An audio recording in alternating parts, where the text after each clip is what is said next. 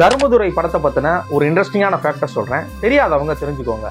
விஜய் சேதுபதி, தமன்னா, ஐஸ்வர்யா ராஜேஷ், ராதிகா இவங்களாம் நடிச்சு சீனு ராமசாமி டைரக்ஷன்ல 2016 ரிலீஸ் ஆன ஒரு மிகப்பெரிய வெற்றி பெற்ற படம் தான் இந்த தர்மதுரை.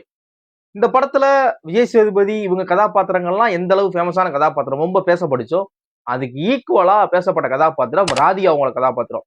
அவங்களுமே அந்த கதாபாத்திரத்தை பயங்கரமா நடிச்சிருப்பாங்க. அவங்களோட கெரியர்ல one of the best character அந்த கதாபாத்திரம்.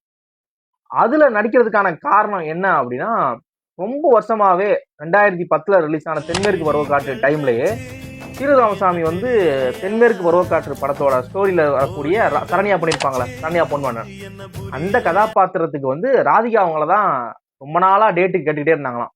மேம் இந்த மாதிரி ஒரு ஸ்டோரி மேம், ஒரு வருஷமா மேம் இந்த மாதிரி இருக்கு மேம், உங்களை மைண்ட்ல வச்சு தான் மேம் எழுதியிருக்கேன், நீங்க வாங்க பண்ணுங்க அப்படின்னு. அந்த டைம்ல அவங்க வந்து அவங்களோட சன் ராகுல் பிறந்தனால டெலிவரி டைம்னால இல்ல சீனு, கதையெல்லாம் எனக்கு ரொம்ப பிடிச்சிருக்கு, என்னால் தப்பா நினச்சிக்காதீங்க, அவுட்டோர் ஷூட்டிங் சான்ஸே கிடையாது, நான் வந்து அவுட்டோரெல்லாம் வரது முடியாது, இன்டோர்னா கூட ஓகே, அவுட்டோர்லாம் வரது முடியவே முடியாது, என் கண்டிஷனை புரிஞ்சுக்கோங்க, அதனால தான் நீ தப்பா நினச்சிக்காதீங்க, நீ வேற யாராவது ஒரு நல்ல ஆர்டிஸ்ட்டை வச்சு போடுங்க, என்னால் இதான் காரணம், வேற காரணமே இல்லை அப்படின்னு சொல்லி அவங்களுமே அவாய்ட் பண்ண முடியாமல் அவாய்ட் பண்ணாங்க.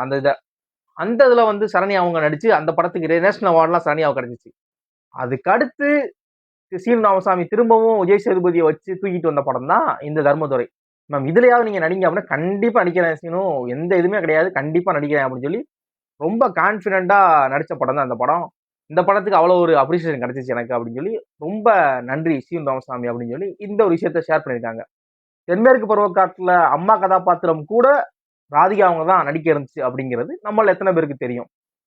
இந்த விஷயம் உங்களுக்கு இதுக்கு முன்னாடி தெரியுமா தெரியாது அப்படிங்கிறதையும், தெரியாது அப்படின்னா இந்த வீடியோவை உங்க ஃப்ரெண்ட்ஸ் அண்ட் ஃபேமிலிக்கு ஷேர் பண்ணுங்க.